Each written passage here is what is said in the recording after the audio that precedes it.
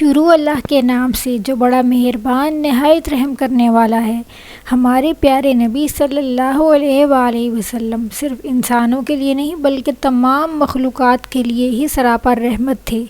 ایک مرتبہ نبی کریم صلی اللہ علیہ وسلم کہیں تشریف لے جا رہے تھے۔ راستے میں ایک صحابی کی چارپائی کے ساتھ ایک ہرنی کو بندھے دیکھا۔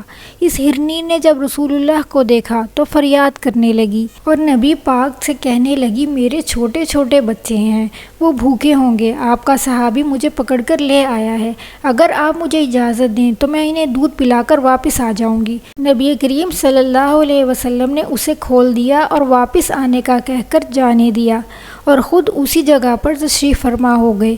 کچھ وقت گزرنے کے بعد وہ ہرنی واپس آ گئی۔ نبی کریم صلی اللہ علیہ وسلم نے پھر اسے وہیں باندھ دیا جہاں صحابی نے باندھا تھا اور پھر وہیں تشریف فرما ہو کر صحابی کا انتظار کرنے لگے۔ جب وہ صحابی واپس آئے تو آپ نے ان سے فرمایا کہ اگر کچھ مانگوں تو کیا دو گے؟ تو صحابی نے کہا، یا رسول اللہ، میرے ماں باپ آپ پر قربان، آپ حکم فرمائیے۔ تو آپ صلی اللہ علیہ وسلم نے ارشاد فرمایا، یہ ہرنی مجھے دے دو۔ صحابی نے فوراً وہ آپ کو ہدیہ کر دی۔ نبی کریم صلی اللہ علیہ وسلم نے اسے آزاد فرما دیا اور فرمایا کہ جاؤ اپنے بچوں کے پاس چلی جاؤ۔ نبی کریم صلی اللہ علیہ وسلم فوجی دستے کے ہمراہ جا رہے تھے کہ ایک صحابی حضور کے پاس پرندے کے چند چھوٹے چھوٹے بچوں کو لے آئے۔ ان کی ماں بھی ساتھ تھی۔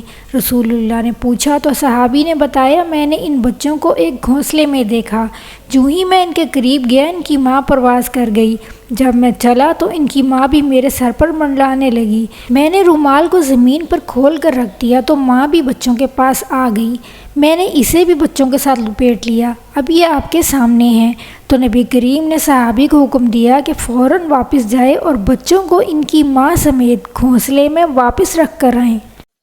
اور اسی طرح ایک مرتبہ مدینہ میں ایک اونٹ بھاگتا ہوا آیا اور رسول اللہ کے سامنے گھٹنے ٹیک کر بیٹھ گیا۔ فوراً ہی چند افراد بھی وہاں پہنچ گئے۔ اونٹ حضور سے فریاد کرنے لگا کہ میں نے ان لوگوں کی بہت خدمت کی، اب میں بوڑھا ہو گیا ہوں تو یہ مجھے ذبح کرنا چاہتے ہیں۔